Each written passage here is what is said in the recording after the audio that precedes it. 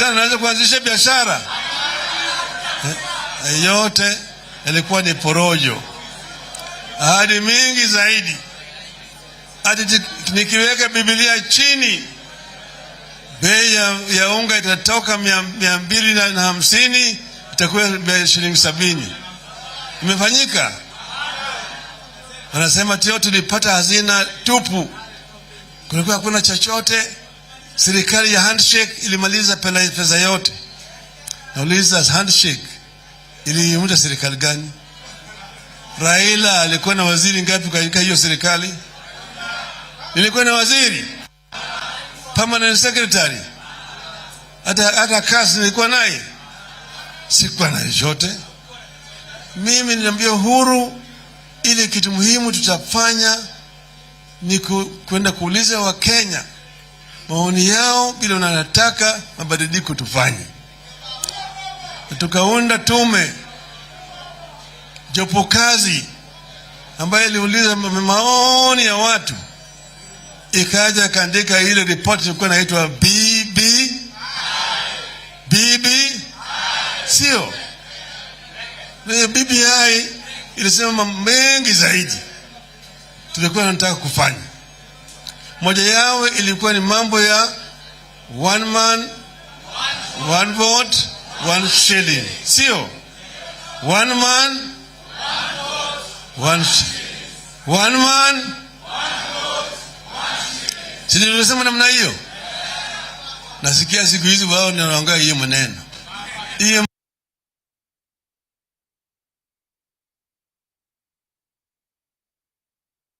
kana mahakamani.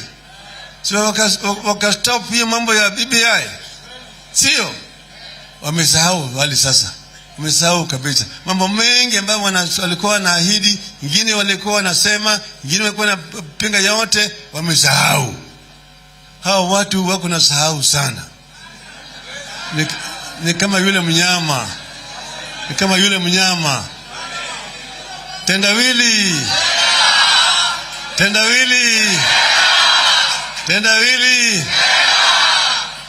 Kuona anaona, lakini kusikia hasikii, ile kwa kigongo. Huyo ni nani? Huyo ni nani? Nani? Mmeshindwa. Unipatie mimi mji basi. Nichukue Muranga. Si Muranga. Hiyo ni yule mnyama anaitwa burukenge.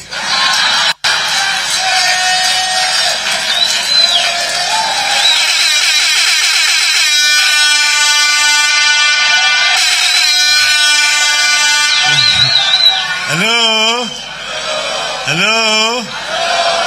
Unajua burukenge? Unajua burukenge? Ile mnyama anafanana na mamba. Si unajua yeye? Yeye anaona na macho lakini asikii. Mpaka achapwe kiboko ndio asikie. Mpaka achapwe kiboko, sio? Hawa jamaa wanataka kiboko ndio watasikia.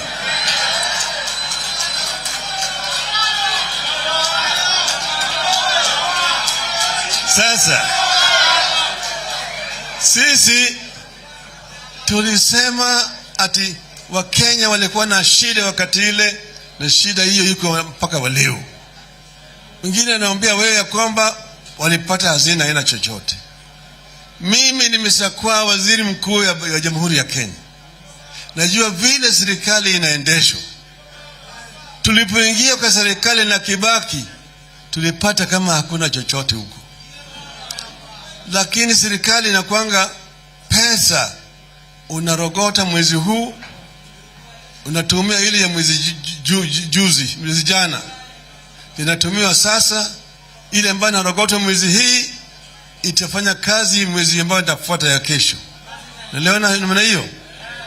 Na yale tulifanya na ile reforms tulileta katika serikali, pesa ikianza kutoka, pesa ilianza kutoka, tunajua pale kuna mianya pale ambayo inavuja. Hata ukirogota namna gani, lakini kama usipoziba ile shimo, hiyo pesa inavuja tu. Tulikibakia na Kibaki, tuzipe hapa, sipe hapa.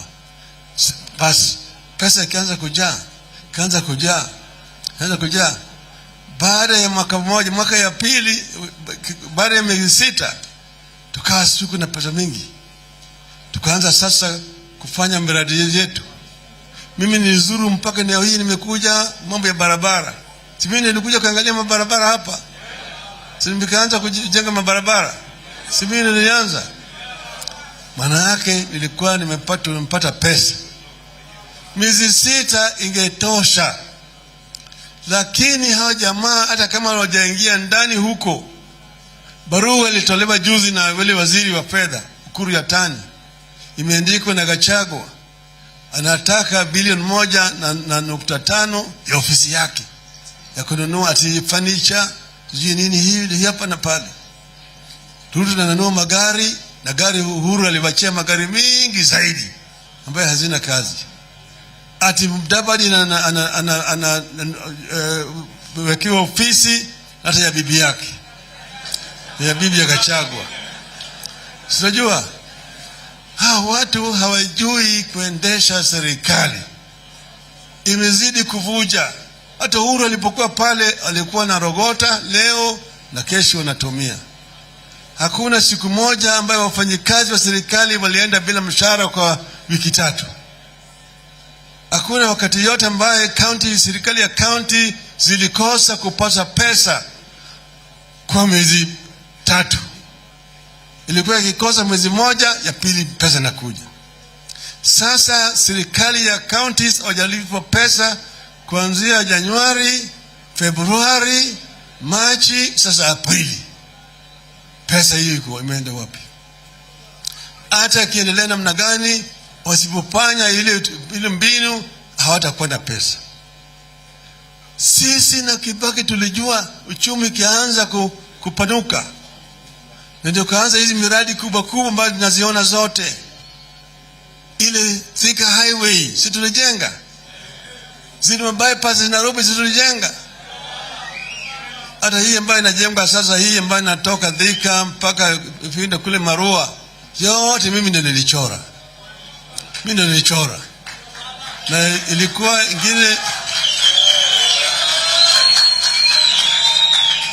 ilikuwa ingine ipite kule nje, ipite Sagana, nyingine ipitie kutoka huko Kenol, ipitie hapa Muranga, ishikane kule Kisagana, ikielekea kule upande ya Nyeri. Sawa? Iende mpaka Nanyuki. Haya yote sisi tulipanga. Lakini hao jamaa hawajui ile mpango, wamekuja na mambo yao wenyewe hapa na pale. Hata hiyo mambo nasikia ya mahindi. Hiyo mahindi ambayo nasema wameleta, hiyo haijaletwa na wale watu ambao wana makampuni ambayo yanajulikana. Ni wale watu yao, wale.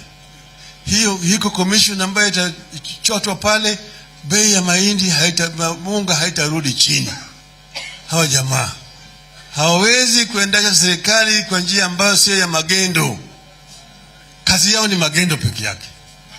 Sasa sisi tumesema tunataka kuona kama Kenya inaendelea vizuri vile tulikuwa tumepanga. Ndio sababu tumeweka masharti 4. Kwanza tumesema gharama ya maisha irudi chini. Bei ya unga irudi shilingi 100 kwa Mnaunga mkono? Pili tumesema mambo ya sava ifunguliwe. Sifunguliwe? Unaunga mkono? Tatu tumesema hatutaki Wakenya warudi tena kwa uchaguzi na baadaye inabadilishwa. Mliziona siku ile ya kutangaza matokeo kule Bomas of Kenya. Si mliona sarakasi? Tume ya uchaguzi kulikuwa na wanachama 7. Wangapi? Si 7. Sasa Chebukati na wawili wakatoa kusema matokeo. Wanasema hii. 4 wanasema hapana, hatukubaliana hii matokeo ya Chebukati. Si walikataa? Si walitoka? Si walikaenda kule Serena Hotel wakakanusha hiyo matokeo ya Chebukati? Sasa hiyo tume ya uchaguzi ilikuwa na wanachama 7.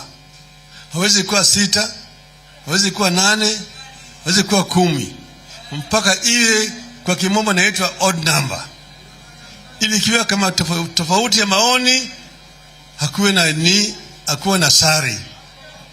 Sasa watatu wamesema matokeo moja, 4 wamesema la.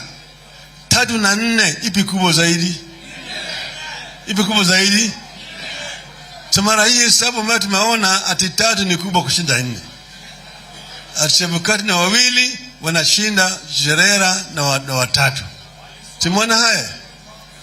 Kama wale 4 walikataa, na kwa kukataa kwao sasa wametolewa kwa kazi, wamefutwa, wamepelekwa nyumbani. Tumesema kama tunataka kujua haki, wale 4 warudishwe kazi. Sawa sawa? So warudi kazi. Alafu tukubaliane vile sisi tutabadilisha tume ya uchaguzi, ili uchaguzi ingine ikija tena kusiwe na hii shida tena. Tunataka IBC ingine hiyo hapa Muranga county, na matokeo ambayo yamesaba Muranga county inakuwa final. Tuelewana vizuri? Ingine ya Kiambu, ingine ya Nyeri, ingine ya Kirinyaga, ingine ya Nyandarua, ya Laikipia na kadhalika. Ziwe 47. Wakati huu Bwana Chebukati ameshindwa kutoa matokeo kuchapisha kwa Kenya Gazette. Mwanaka yote ambaye alitangaza ni bandia. Hajatangaza matokeo ya uchaguzi kulingana na sheria. Kila constituency hajafanya. Tumelana vizuri? Alafu tumesema tunataka ili mabadiliko tulipendekeza katika IBC ili kwa BBI ya kusema 1 man 1 vote 1 shilling irudishwe. Mnataka namna hiyo? Mnataka namna hiyo? Ngapi naunga mkono nione hapa tena?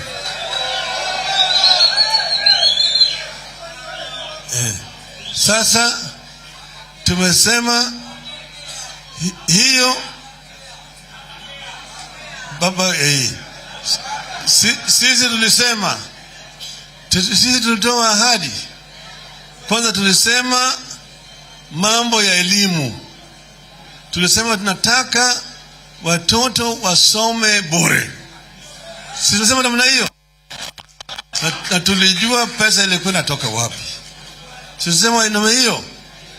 Alafu tukasema wale ambaye hawana chochote, pamoja na wale wa mama ambaye wana watoto lakini hawana mabwana, wajane au wale single mothers, tulisema tuwapatie msaada. Sisi tulisema namna hiyo.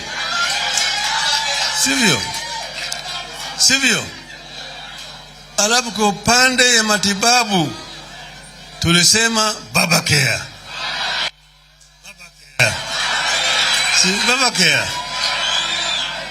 Ili watu waweze kupata matibabu hata kama hawana pesa.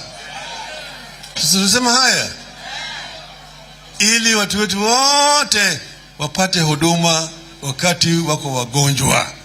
Tunasema namna hiyo. Kwa hivyo yale yote tulikuwa tumeangalia na tulikuwa najua pesa itatoka wapi. Hawa jamaa walikuwa natoa ahadi, lakini walikuwa hawana nia ya kutimiza yale ahadi. Ilikuwa tu nilimwambia nyinyi, hiyo ilikuwa ni kama kunyamba kwa punda. Sasa nikitaka maliza sasa, nilikwambia nyinyi kwanza nalete nyinyi salamu kutoka kwa watu 2. Uhuru Muigai Kenyatta,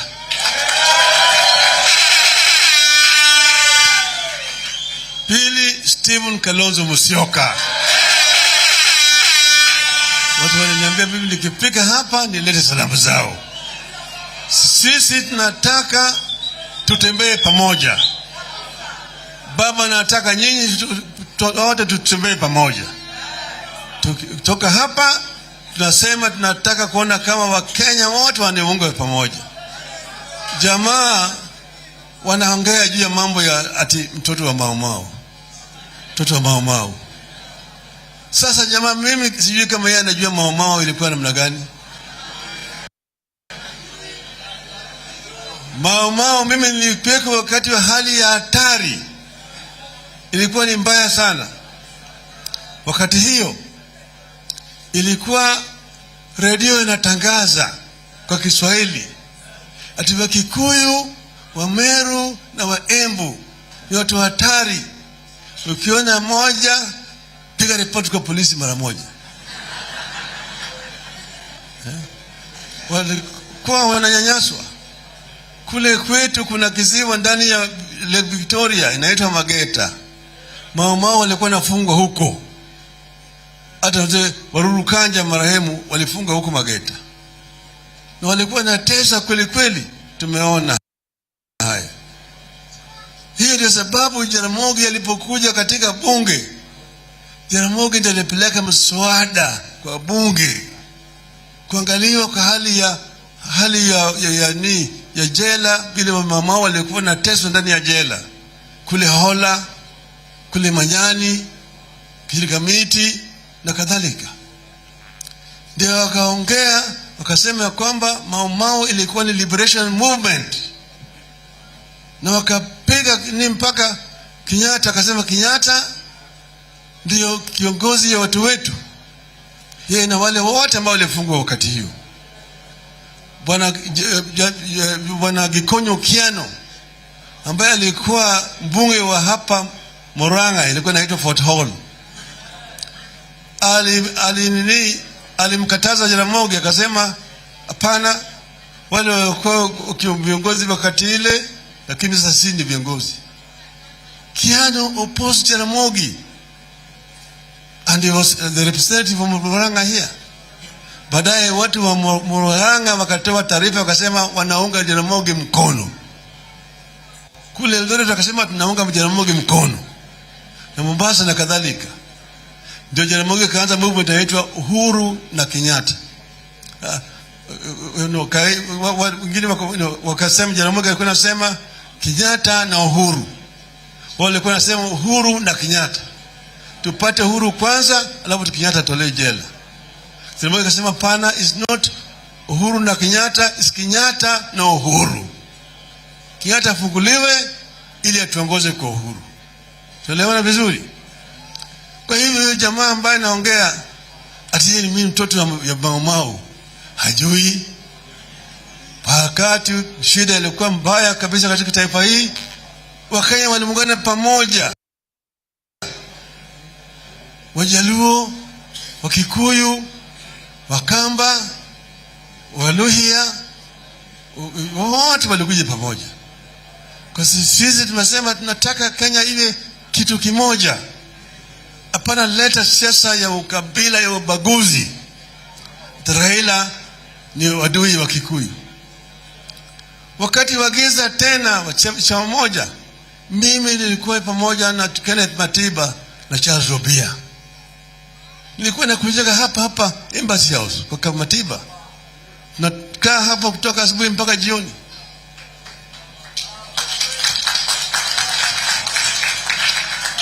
Tuliposema kama ni mbaya ni mbaya. Kama ni mbaya ni nini? Mimi na Matiba na Robia tukasema tutafanya mkutano kule Kamkunji. Tuulize wa Kenya kama wanataka multiparty au hawataki. Nao walisema haiwezekani. Itachukua miaka 100 kabla Kenya hajakuwa multiparty. Basi tukakaa na Matiba. Tukubaliana, wewe chukua wale watu matatu yote, wasanye watu walete kule Kamkunji. Mimi nitaleta watu wa Gor Mahia hapo kwa Kamkunji. Tutaenda. Tutasema wapende wasipende tutafanya nini? Tutaenda.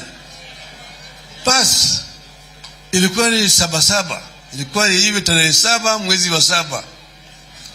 Kufika tarehe 2 Matiba na Robia walichotwa wakupeka ndani. Tarehe 4 baba akachotwa pelekwa ndani. Tulipelekwa ndani, tuliwekwa ndani wakati hiyo mpaka Matiba akapata stroke huku ndani. Robia vile vile akapata majeraha huko ndani ya detention, karibu sauti yake. Sio wakati huo huyo bwana Gachetha alikuwa dio ya bwana Nyayo. Si alikuwa dio ya Nyayo? Alikuwa dio ya Nyayo wakati tulikuwa tunapigana na Matiba na Robia na wale wengine. Kwa mimi nimekuwa pamoja na Wakikuyu tangu zamani. Isitoshe, ulipokuwa tumegawanyika katika upinzani, nani achukue? Nyachae nataka, Saitoti nataka, Wamalo nataka, Kalonzo nataka, Mudawiri nataka. Mimi ndio nilisema Kibaki tosha.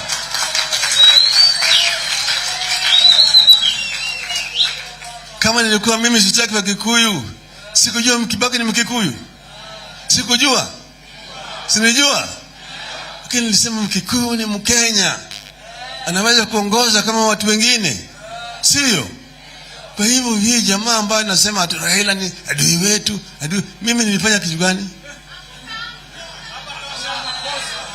Fanya kitu makosa nimefanya. Tafanya vile vile. Isitoshe, mimi niko hapa na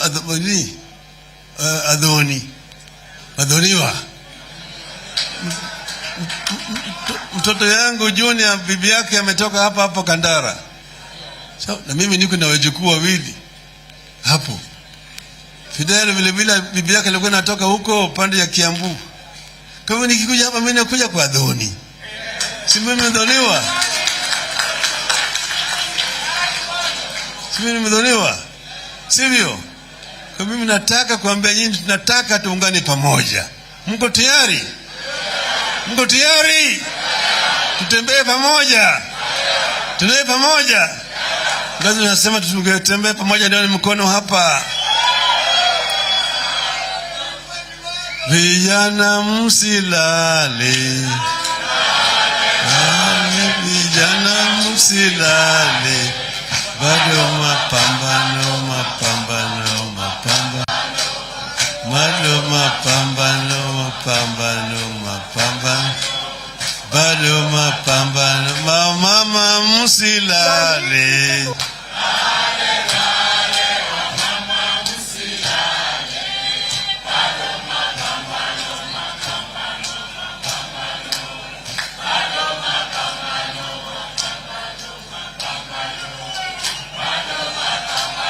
Hello? Hello? Niko hapa na wengine mimi nataka wasalimu nyinyi. Kwanza niko hapa na Waziri Eugene Wamalwa, Gavana Ambesa Oparanya na Mheshimiwa George Wajakoya. Inaanze karibu. Asante. Hebu tusalimiane hewani watu wa Muranga. Adwa Muranga Muriega rigi. Ngai no mwega. Indashudhe. Asanteni sana kutukaribisha. Tulikuwa tumeelezwa tusikanyage Muranga siku ya leo. Muranga ni Kenya ama si Kenya? Ninyi watu wa Muranga mlio hapa siku ya leo ni viongozi. You are not here by mistake. Uko hapa sababu unatambulika kuwa kiongozi na umekuja kwa mkutano wa viongozi. Na mumeonyesha uongozi bora katika Muranga kama ule ulikuwa wa Kenneth Matiba. Sababu kuna wenzetu wa Kenya Kwanza ambao wanataka wafanye Kenya hii iwe a police state. Hiyo ni kinyume na katiba yetu ya Kenya. marehemu Matiba kabisa, wa marehemu Rubia, anaitwa Raila Molo. Na tena leo nimegundua kumbe yeye amekuja kuona na najua Wakikuyu mnapenda yule mtu anaitwa Mudhoni kabisa, ndio huwa mnasema gare hitagwa nemudu. Yani ukienda kuwinda chui lazima uchunge sana ni nani unaenda kuwinda naye, si ndio? Ukienda tu na mtu hivi hivi si anaweza fanya chui uwe wewe, arudi akunyang'anye bibi. Lakini ukienda na shemeji si hawezi wachilia chui kumalize, si anajua nyumbani mambo yataharibika. Sasa leo tuna shukrani kuwa hapa siku ya leo, na imedhihirisha wazi Muranga ni Kenya, na katiba ya Kenya ina nguvu kuliko wale wako State House. Ninyi watu wa Muranga mna nguvu kuliko wale wako wapi? State House. Yani the power of the people is greater than the people in power. Tuko pamoja? Hilo ni jambo muhimu sana mmeonyesha siku ya. Mjipigie magofi jamani. Sababu ile katiba Matiba na Rubia na Raila walipigania inasema Wakenya wana uhuru kwenda popote katika Jamhuri ya Kenya. Wakenya wana uhuru kuishi pahala popote, kuwa na uhuru wa fikira na usemi, na kuja kukutana na watu vile tumekuja kukutana nanyi kwa nyumba hii ya Mothers Union hapa Muranga. Tunawashukuru sana. Na ile demokrasia wamepigania hapa Muranga, you have a special place in the history of the Republic of Kenya. Hapa ninyi mlikuwa mstari wa mbele kupigania uhuru wa kwanza. The first liberation, kuna Bildad Kagias yanatoka hapa Muranga. Alitembea na kina Jaramogi na kina Jomo wakafukuza yule mkoloni. So Muranga, you have a special place in the first liberation. Second liberation, Muranga, you have a very special place sababu ya ule mchango wa kina Matiba na Rubia. Wameenda lakini ninyi bado muko. Na leo mmesema what Matiba fought for, what Rubia fought for shall never go to waste. Tuko pamoja? So hiyo ni sisi kuwashukuru sababu ile demokrasia walipigania inasema hivi. Democracy is about the people deciding. Na Matiba alikuwa anasema let the people decide. Na watu wakiamua wanaunda serikali yao. A government of the people, by the people, for the people. Hapa ndio nakubaliana na your first governor Mwangi wa Iria. Amesema haiwezi kuwa a limited liability company ya wawili ama wachache. Lazima iwe a government of the people of Kenya, for the people of Kenya, by the people of Kenya. Tuko pamoja? Mnakataa mambo ya shareholding. So leo tunataka tuwashukuru, tuseme asante sana, na vile vile tushukuru sana ule msimamo umechukua siku ya leo, sababu ugatuzi na usawa kina Matiba walipigania huko hatarini. Tangu Januari county zetu hazijapata pesa. Gavana wenu Kang'ata, yeye ni mtu anasema huwa anasema ukweli, na alikuwa rafiki wa Uhuru sana. Na wakati mambo yalikuwa haendi vizuri, Kang'ata aliandika barua, hakuandika. Si aliambia Uhuru kuna mambo kwa ground sio sawa. Sasa mambo kwa ground yameharibika. Wafanyikazi wa county hii hawapati pesa yao. Wafanyikazi wa national government hawapati pesa yao. Mkiona Mwangi wa Iria, mkimuona yeye bwana Kang'ata, mwambie aandike hiyo barua, aambie rafiki yake Ruto mambo kwa ground sio sawa bana. Bwana Kang'ata uambie Ruto pia tunajua yeye alipinga katiba hii. Wakati baba alipigania katiba hii, na ndio sababu tunamuita baba wa ugatuzi, Bwana Ruto walipinga hii katiba, wakapinga devolution. Lakini leo tumekuja hapa na baba wa ugatuzi. Nimesikia juzi magavana wa Mlima Kenya, wa Kenya Kwanza pia wanaanza kulia sasa. Wanaomba eti wasaidiwe pesa zao.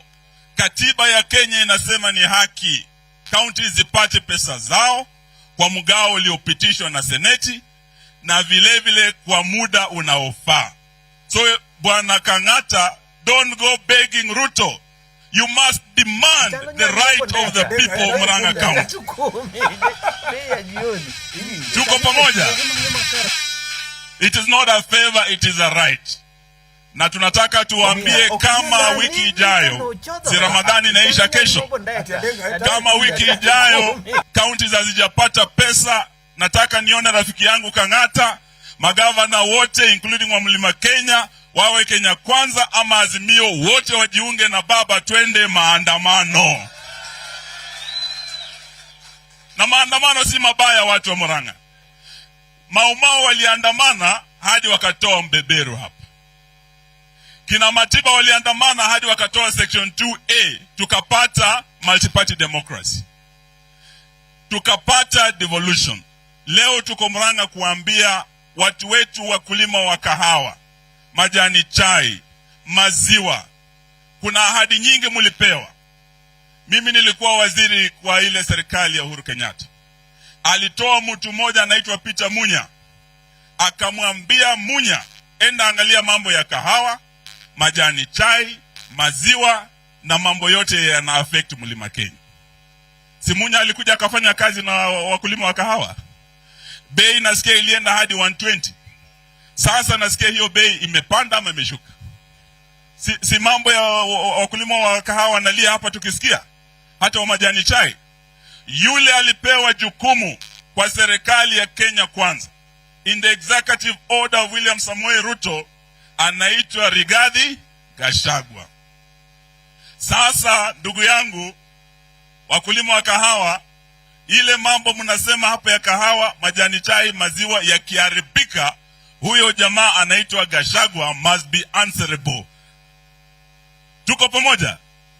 Na tunataka tufuatane na yeye kabisa hadi atende haki. Tuko pamoja? So sitaki niseme mengi, nataka niseme asanteni kutusikiza. Tumesikia shida tulizonazo Trans Nzoia na kule Western. Kumbe ndio shida mko nazo hapa, si ndio? Na nimetembea na tuko na viongozi wametoka kule Western.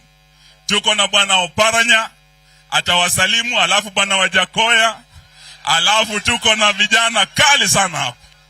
Nataka nianze na gavana Oparanya aliyekuwa chairman wa all governors. Alifanya kazi nzuri sana na Wairia kutetea ugatuzi, na ndugu yetu Mureithi, you did a great job for devolution. Unless you stand up, devolution is dying under the Kenya Kwisha government. Karibu ndugu yangu. Amjambo wote. Nione jeshi la baba hapa. Nione jeshi la baba. Kumbe network imeshika. Wale ambao nimekutana nao siku ya kwanza, mimi ni Wycliffe Ambesa Oparanya. Nimekuwa gavana kule Kakamega miula miwili kama gavana wenu hapa. Lakini watu wa Muranga na mpenda kwa sababu nilikuwa napenda Matiba. Mnakumbuka siku za Fort Asili? Matiba alikuwa anafanya kazi karibu sana na Martin Chikuku. Na Martin Chikuku alikuwa babu wangu. Na alikuwa mjumbe wa Butere miaka 35. Kule Butere. Mimi natoka Kakamega lakini kwangu ni Butere constituency. Wakati Martin Chikuku alitoka na mimi nikaingia kama mbunge wa Butere. Kwa hivyo nikisikia mambo ya Muranga mpaka nititokeze nikuje mwenyewe hapa. Ndio kwa sababu wakati Wairia alikuwa gavana, nilikuwa nafanya na yeye kazi karibu kabisa. Hata mimi mwenyewe nilikuja kumtembelea hapa na yeye akaleta delegation kule Kakamega. Lakini niliporudi hapa wakati wa kura, nilikuja na baba. Hapa Muranga tulikuwa na stadium hiyo ilikuwa inaitwaje wewe? Kihura. Tulikuja hapo na niliona Muranga tofauti kabisa. wakati watu waliniona hapa wakasema, wewe Oparanya umekuja hapa kuleta azimio, na sisi ni watu wa UDA. Nikasema, kweli nyinyi mmesema nyinyi watu wa UDA mnajua ukora wa watu wa UDA? Imefika wakati nyinyi wenyewe mumeona ile ukora wa UDA. Juzi nilikuwa na rafiki yangu kutoka hapa Muranga.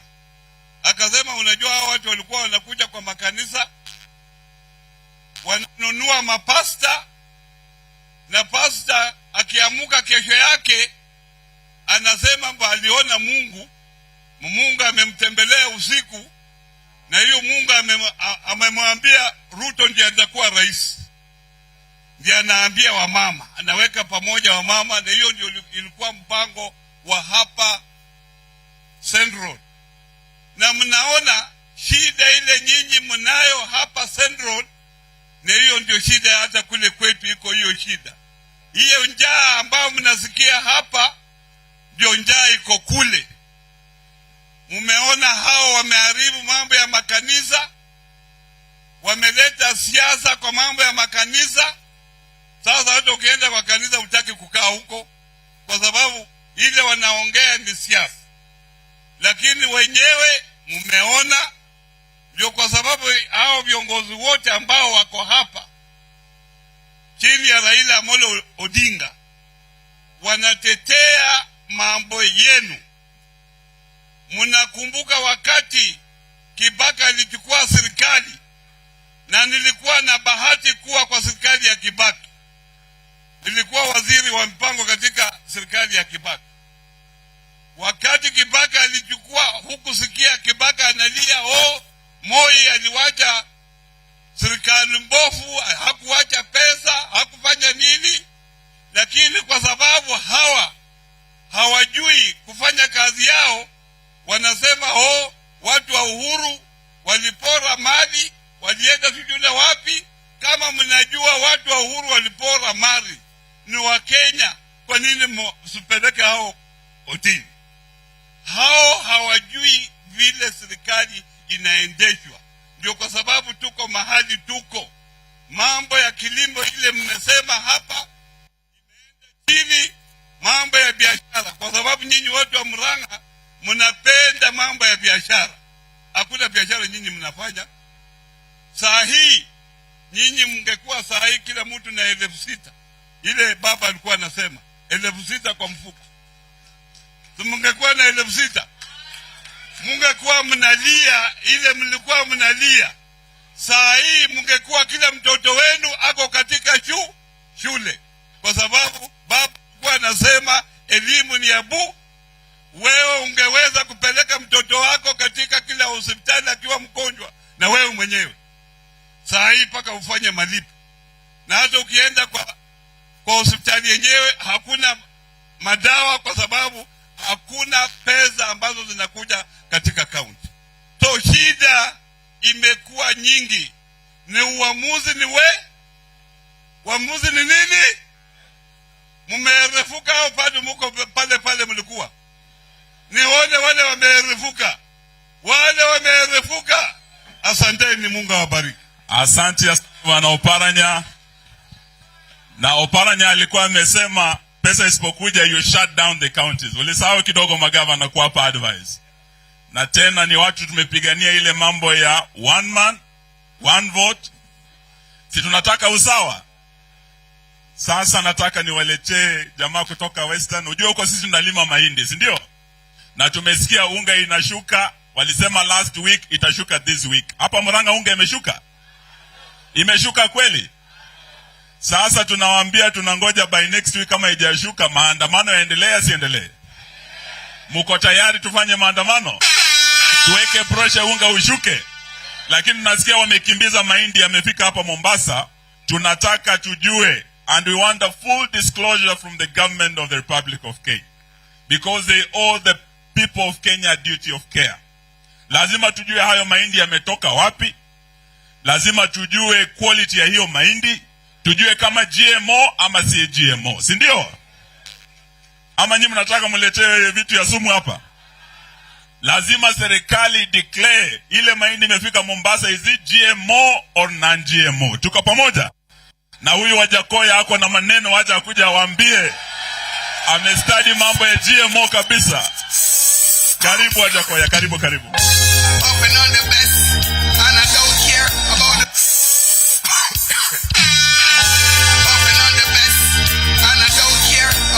Ngoja kidogo. Kuna kitu Wajakoya anataka mjue. Wajakoya ni kama mtoto wa Kamodho, alifundishwa na Kamodho, wamekaa na Kamodho milele. Huyu ni mtu wa Muranga. Karibu Wajakoya. Asante. Baba, ukiwa hapa na watu wa Muranga, ile kitu kwanza nitataka kusema siku ya leo ni kumshukuru gavana wa Iria. Tulipoona gavana wa Iria amekuja kutembelea baba, tukajua sasa tuko sawa. Ametulete ama hajatulete? Ametuingiza kwa mlima ama hajatuingiza? Kabla sijaendelea, ningetaka kumshukuru rafiki yangu Kagucho. Asante sana bwana Kagucho. Nimshukuru bwana Mwenje, baba yako alisoma na mimi klasi moja. Asante sana mheshimiwa Mwenje. Na my classmate mmoja ako hapa, simame tu. Baba amjue leo. Huyo tulisoma na yeye na alikuwa akinipiga shule. Tulisoma naye form 1 to form 4 City High School. Na wale wengine ambao wako hapa. Siku ya leo niko na maneno. Mnajua mambo ya mumea? Mnajua mumea ama mjui?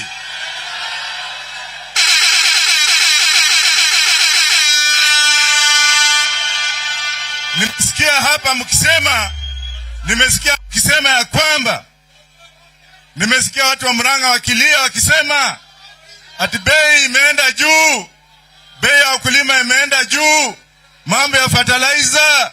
Mumea hautaki fertilizer.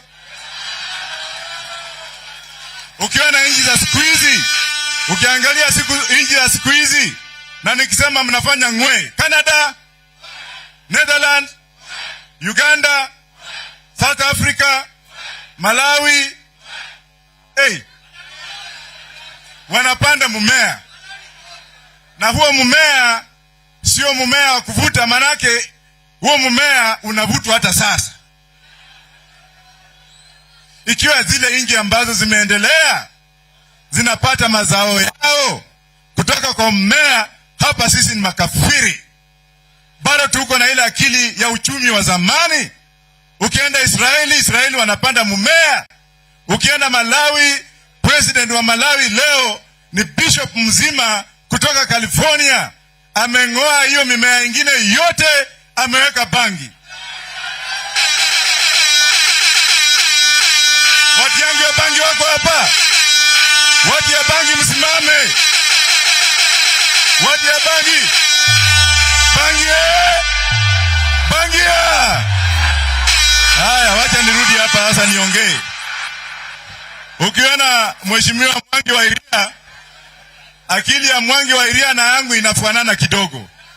Sijui sisi wawili ukituweka pamoja, sijui kutakuwa namna gani. Na baba ametuweka pamoja. Baba ako na sababu. Sasa nchi hii kuna wale, na juzi niliuliza Musalia Mudavadi na bibi yake watoe statement ya ile 40 tons ya mahindi ambayo imekuja Mombasa. Na tunataka tujue kama hiyo mahindi ni GMO, waliipima namna gani, imeletwe kutoka wapi, na hiyo kandarasi ilitangazwa wapi. Hiyo ni corruption ama sio corruption? Ya pili, tunasikia pia sukari imeingia. Mimi ningetaka gavana wa Nakuru atoe statement kama bwana yake amehusika ama hakujahusika. Mnasikia ama hamjasikia? Mimi si uko hapa kucheza ovyo ovyo. Mnafikia mimi ni mtu wa kucheza? Ya tatu mmesikia kwamba kule State House kuna wanawake wengine wawili, mmoja ni wa Ruto na mmoja ni wa Gachagua. Mnasikia ama mnasikia? Wanaambia watu hapa ati wanataka kesha State House every Wednesday. Wanataka kuandika watu 100 wao wakifanya kesha. Kuomba Mungu sio kubaya, lakini mimi nitawaambia hivi, wakitaka kesha, kuna watu wale wanaitwa bandits, wanahitaji Mungu, si ndio? na hao ni Wakenya, waende kule wafanye kesha huko, na kabla haja waenda huko wawapelekee chakula. Manake wale mabandit sio watu wabaya, hao wanapigania haki yao. Na hii mambo ya kuita mtu bandit na umeiba shamba yake, umejigawa shamba yake, umechukua ng'ombe yake, unamuita mkatili, unamuita bandit, lugha kama hiyo hataki kusikia. Rongo ama namna gani? Alafu sasa tena wameenda kutuambia ati mwanaume afinye mwanaume mwenzake. Ati mwanaume aoe mwanaume mwenzake. Na mnasikia Gachagua anasema ati atatoa longi aweke matako. Nitamletea Msudanisi. Mambo ya ushoga hatutaki. Wangapi anakubali ushoga hapa? Semeni hatutaki ushoga. Na kama hiyo ndio Ukristo ukae. Maana yake kule State House nasikia watu wanaenda kuomba huko kuanzia asubuhi mpaka mchana. Hiyo kuomba ni ya uongo.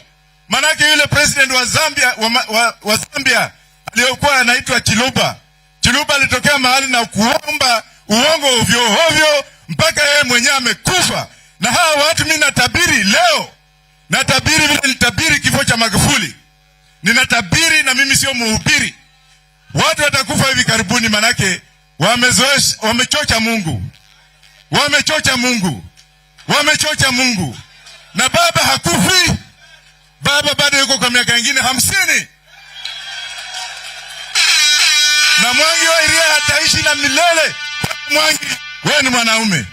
Katika wale wanaume wote nimeona katika Kenya hii, nikihesabu baba namba 1, Mwangi wa Iria namba 2.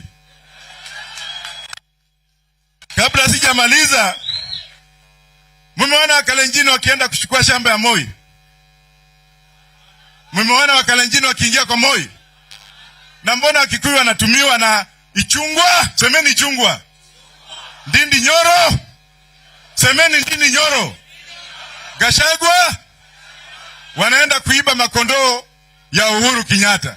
Washindwe! Mimi niko hapa kwa Ndindi Nyoro na namwambia mimi simuogopi. Na mimi namwambia hapa nikiwa Muranga, wewe ukiwa wewe ni mwanaume, wacha ukabila na wacha Ukikuyu.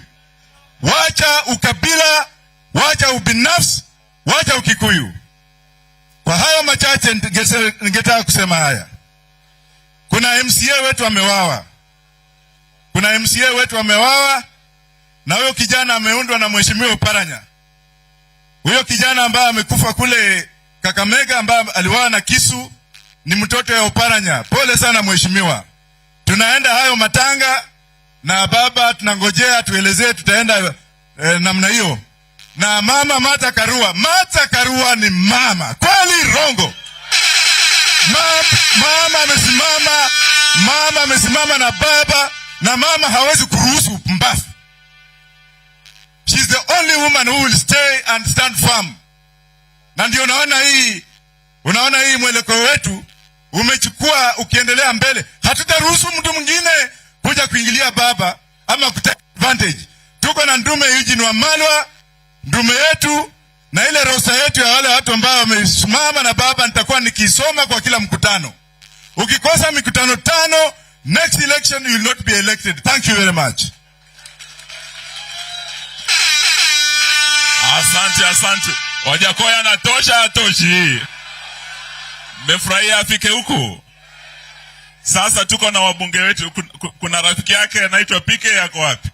Njoo mbele.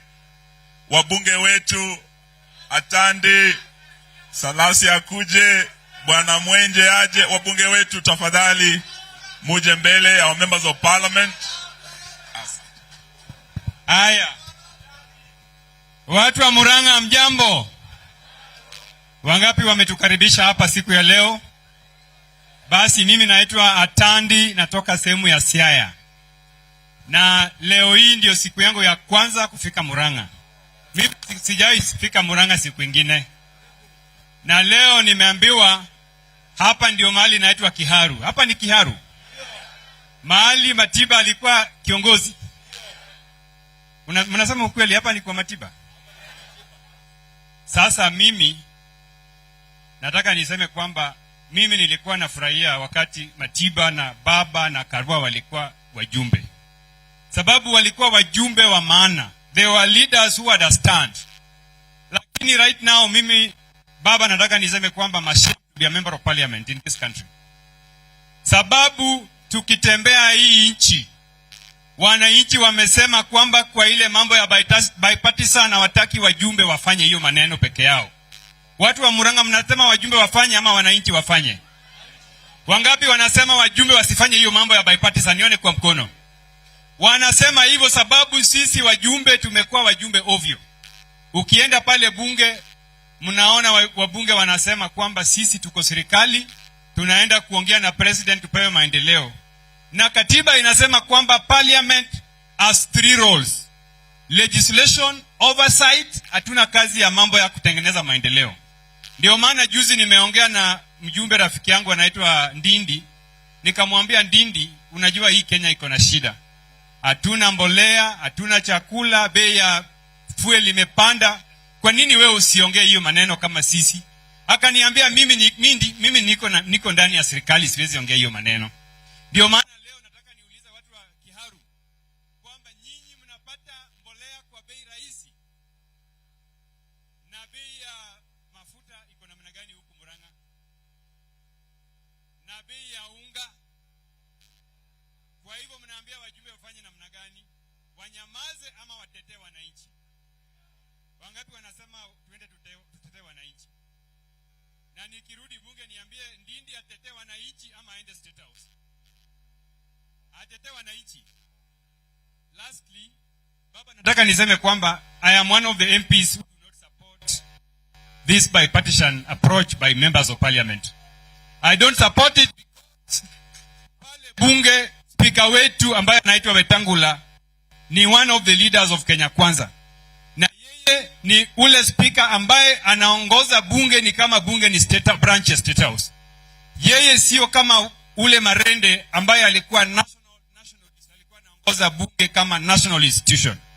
Ndio mimi nataka niseme kwamba hiyo bunge, ule speaker wetu anaitwa Wetangula, you must become a nationalist if you want this country to record you.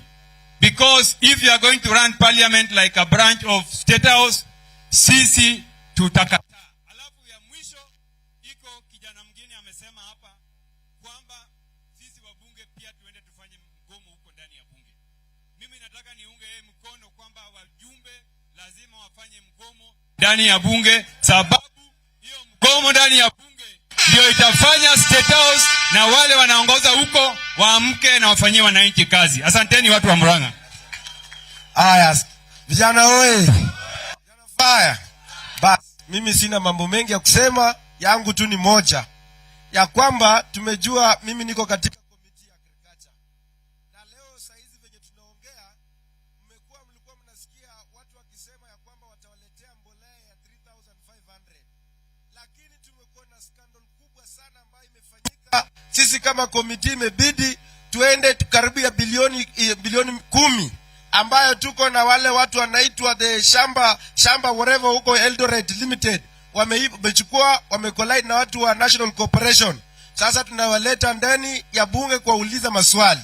Umeangalia tuko na scandals mingi, hata sisi wa bunge saa hii tunabaki na only 2 months to the new financial year, lakini hata pesa haiko, hakuna kitu tunapata. Sasa hii magavana peke yao.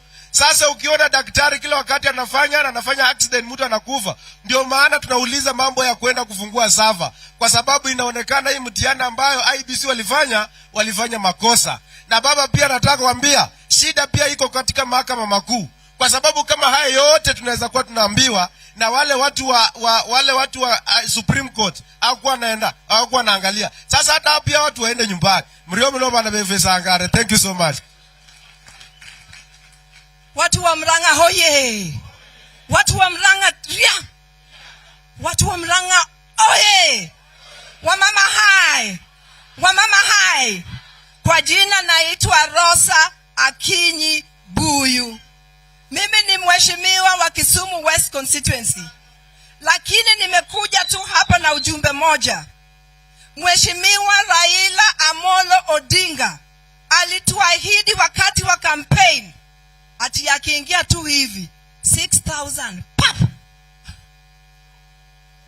akiingia tu hivi 6,000 pap kwa kila family ambayo imelemewa na gharama. Huko Kisumu tunalia, na unajua Wajaluo wanajua kulia. Tunalia, lakini huku Muranga pia uko na mafamilies ambayo imelemewa na gharama. Hapa ungehitaji hiyo 6,000. Ndio tunasema hivi, this is the man who will save us from our problems, and that man is called Raila Amolo Odinga. Let us repeat that. Huyo mtu anaitwa nani? Raila Amolo Odinga. Asanteni. Watu wa Muranga oi. Mimi naitwa Mwalimu Orero, MP kutoka Kibra pale kwa baba. Na kabla sijaongea leo, nataka niombe baba, nilisikia ana wimbo yake moja, nataka tubadilishe tu kidogo. Pale anasema bado mapambano, tuseme bado maandamano. Alafu pale tunasema mpaka unga ishuke. Wakenya musilale, lale lale, Wakenya musilale, bado maandamano, maandamano, maandamano, bado maandamano, maandamano, maandamano, bado maandamano, mpaka unga ishuke, mpaka unga ishuke, bado maandamano, maandamano, mama. Sasa kule Nairobi tunasema no maandamano, no peace. No maandamano, no maandamano. Huyo mtu wenu anasema maandamano iko tu Kibra peke yake. Sasa nyinyi ni watu wa Kibra, si hapa ni Muranga. Ikirudi si mutakuja, si mutafanyia hapa, si itawaka. Huyo alikuwa anataka analeta choche, anakata waya. Sasa next time tukikuja tunasema, tunamwambia baba wale wakiongea, sisi tunaongea kwa barabara. Si tuko hapo? Waendelee kuongea pale na sisi tunaongea wapi? Juzi nimesikia huyo mtu wenu anasema mtoto wa Maamao jana amekuwa Mombasa na deputy governors, anawaambia hakuna mtu atawalazimisha wapatie council money. Hiyo ni the highest level of arrogance. And there are statutes, laws and regulations which govern the collection and distribution of resources. Na ziko kwa constitution. 15% lazima iende kwa council. Huyo jamaa hajui kitu anafanya. Alafu sasa ya mwisho, hii serikali lazima wapatie wamama heshima. Sisi tunapigania kufungua sava. Juzi nikiangalia Facebook wanatupatia mama eti anafungua sava. Hiyo ni ungwana kweli? Asanteni sana. Tumpigie makofi huyo, tumpigie makofi. Your Excellency Raila Amolo Odinga, Martha Karua, viongozi wote, colleagues, hamjambo. Nataka kumpatia Mwangi wa Iria kazi kidogo. Utanifanyia translation kwa baba kidogo, si ndio? Hamare twani jetago Mark mureithi wa mweje. Na ninie mubuge kuria Nairobi Embakasi West. No gwitũ nĩ Kandara. Muthee imĩte Kandara. No tũgĩthamĩra Kamahoha. Nĩkuo gwitũ. Na niĩ thurĩtwo na kĩama kĩa Jubilee kuria Nairobi. Na muthenya ũyũ nĩ ndĩrenda ndĩmwĩre ũndũ ũmwe. Kĩama gĩkĩ gitũ kĩa Jubilee twarĩ na NDC. Tulikuwa na NDC kule Nairobi. Na Uhuru alikuwa ametuongoza. Tukasema tutashikana ndani ya Azimio, si ndio? Kwa nini tubadilishe vile wenye chama walisema? Na kĩama ũguo nĩguo maugire. Na no nginya tũcoke hau. Na nĩkĩo niĩ mũthenya wa ũmũthĩ ndiũ SG kĩo ni kũrĩa athire. Ndĩmwĩre maũndũ mau niĩ ndĩronire ati Keinan no athie akoro ari mwena wa Kenya Kwanza wa ku negotiate no okoro Azimio na Kenya Kwanza kweli no kuhotekeke. Hiyo mambo ni political conmanship, si ndio? Mimi nataka niwapatie hadithi kidogo. Kule Nairobi ile dia mwera ando wa Muranga mwena mubunge Nairobi. No muge mutire mubunge Nairobi kweli? Mimi nikisimama kiti ya ubunge 2017 tulikuwa tunashindana na ODM. Hiyo wakati kura ikutosha. 2022 tukashikana. Na mimi singekuwa hapa kama huyu mzee hakuniinua mkono. Hiyo nisiwadanganye. Kwa sababu yeye aliondoa mtu wa jamii yake, akasema wacha tuweke hii kijana anaitwa Mwenje hapo. Nikachagaliwa kuwa mbunge. No mugene moka fira kweli. Ile daroga mbire nani? Ile keutike hoto. Mimi nataka kuwaambia hivi. Tafadhali. Kule bunge, juini tamu yangu ya kwanza nimeingia kule. Ile mambo nimeona, huyu mzee aliona mbali kitambo. Wakati tulikuwa tunazunguka BBI, tulikuwa tunasema one man, one vote, one shilling. Tulikuwa tunasema tunataka mawaziri wakuje bunge lakini tuibadilishe kwa katiba. Tulikuwa tunasema kuna kiti ya leader of opposition inafaa itengenezwe. Maodo mau mothe nimo macoketio riu. Nimo turona thaici thiini kuri ya bunge. Na andu aitu ni murathikiriria mwegoku ni muranjigua. Rekei ndimuhe uhoro wa one man one vote one shilling. Wacheni niwaambie na nitaongea na Kiswahili kidogo muisikie. Mambo ya one man one vote one shilling ni kitu muhimu sana. Muliona basari zikipeanwa hata kwa constituency yetu pale Githurai watu wanapigana. Nieta mubunge Nairobi gegeria kuneana basari ikoragwo ithina muno tondu andu ni aingi. Na ni ukuona basari kundu kungi kuheanagwo basari ya 15,000 no hetwo basari ya 15,000 haha. Ile mutiao 2,000 na 5,000. Twauga one man one vote one shilling. Mubunge wa guku ona Ndindi Nyoro ni ari hota kuneana besha ta iria heneanagwo na kuria. Hiyo ndio inamaanisha one man one vote one shilling. Kwa hivyo tunajua viongozi wameongea. Mimi nataka kusema hivi, Your Excellency, that it is important. Tumemesikia mambo one man one shilling. Ni muhimu tusikize Baba Raila Amolo Odinga because yeye anaongea ile maneno ambayo itasaidia hii Kenya. Na nikimalizia, mimi nataka kusema wale wanataka kutoka chama cha Jubilee waingie upande wa UDA. Tafadhali nyinyi endeni, mtu ache sisi. Hata mimi naweza taka kuwa kwa hiyo chama tuongoze, si ndio? Si kuna watu wanataka uongozi hapa. Hii chama ni sisi tumebaki nayo na kiongozi wetu bado ni Uhuru Muigai Kenyatta.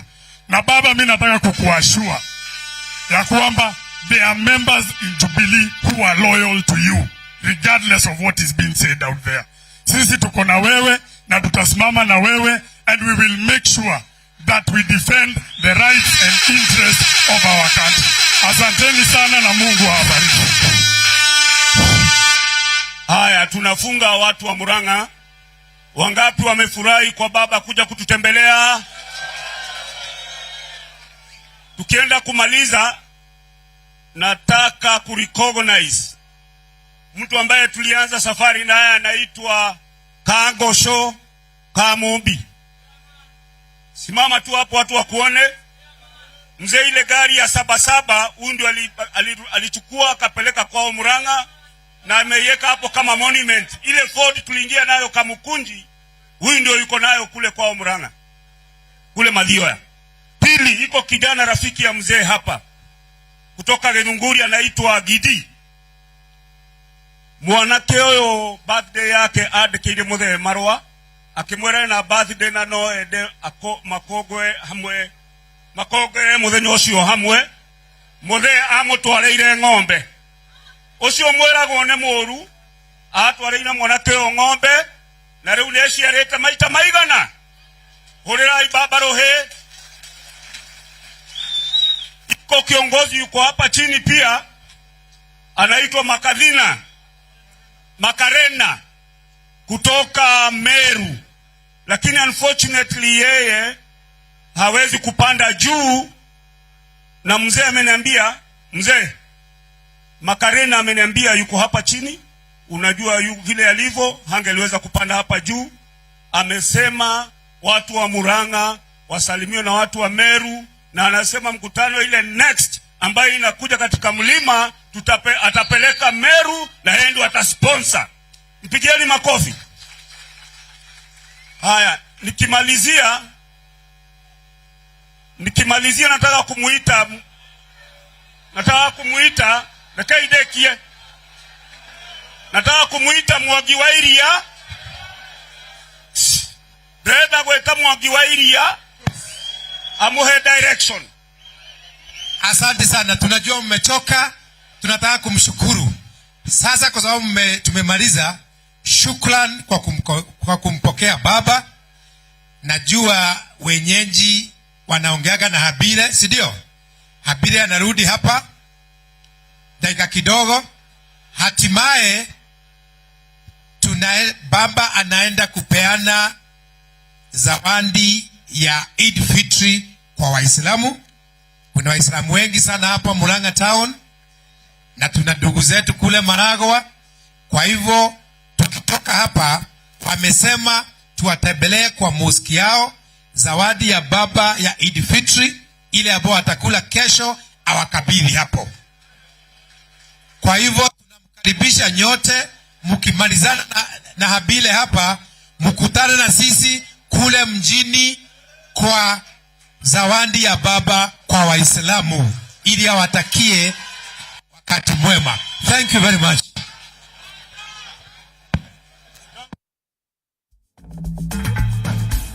Sunshine.